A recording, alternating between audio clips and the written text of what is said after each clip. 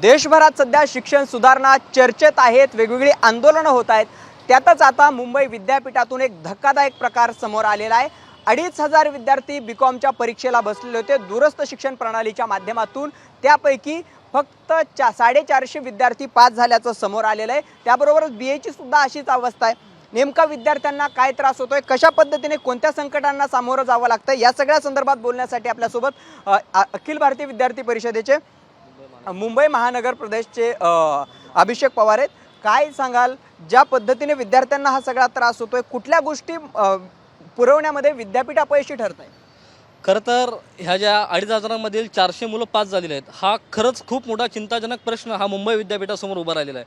मुंबई विद्यापीठाच्या आयडल डिपार्टमेंटमध्ये सातत्याने खूप सारे प्रश्न उभे राहत आहेत, खूप साऱ्या समस्या उभ्या राहतात। अखिल भारतीय विद्यार्थी परिषद सातत्याने याच्यामागे पाठपुरावा करते, परंतु ह्या ज्या बीकॉमच्या विद्यार्थ्यांचं नुकसान झालेलं आहे याच्यामध्ये काही 2-3 मुद्दे हे आम्हा विद्यार्थी म्हणून प्रश्न विचारले जातात की जे स्टडी मटेरियल आहे, हे स्टडी मटेरियल त्या विद्यार्थ्यांना वेळेवर मिळालं का, त्या विद्यार्थ्यांचे काउन्सिलिंग हे वेळेवर झाले का।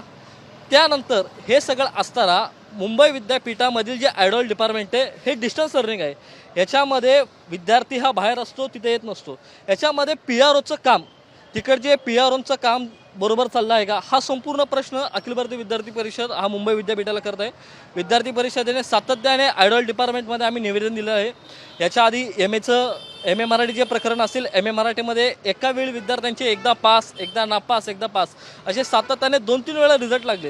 ही संपूर्ण चिंताजनक बाब ही मुंबई विद्यापीठात होत आहे। विद्यार्थी म्हणून ह्यालाच तुम्हाला कोण जबाबदार वाटतंय की ज्या पद्धतीने सातत्याने जर अशाच घटना घडत राहिल्या तर त्यात विद्यार्थ्यांचं नुकसान आहे, मुंबई विद्यापीठाची प्रतिष्ठा सुद्धा या सगळ्याने कमी होणार आहे?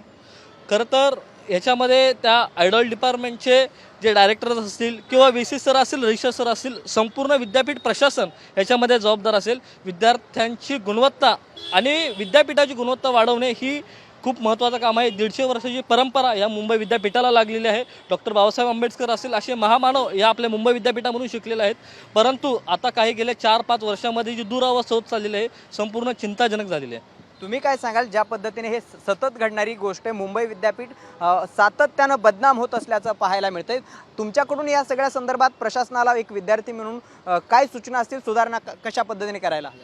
ॲज अ स्टुडंट माझं असं पर्स्पेक्टिव्ह आहे की विद्यापीठला लक्ष ठेवायला पाहिजे, त्याच्या शासनाला त्याच्या हर एक डिटेल्सवरती लक्ष ठेवायला पाहिजे, कारण की असं वारंवार स्टुडंटसोबत इनजस्टिस होतं, हे चांगलं नाही आहे। तर त्याच्यासाठी स्टुडंट फॅकल्टीसाठी बघायला पाहिजे।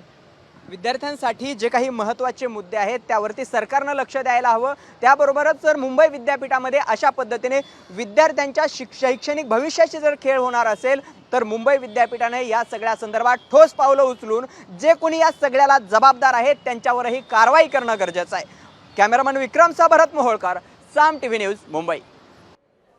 साम TV मी नेहमी पाहतो, त्यावर दाखवलेल्या बातम्या रिलेट करतात।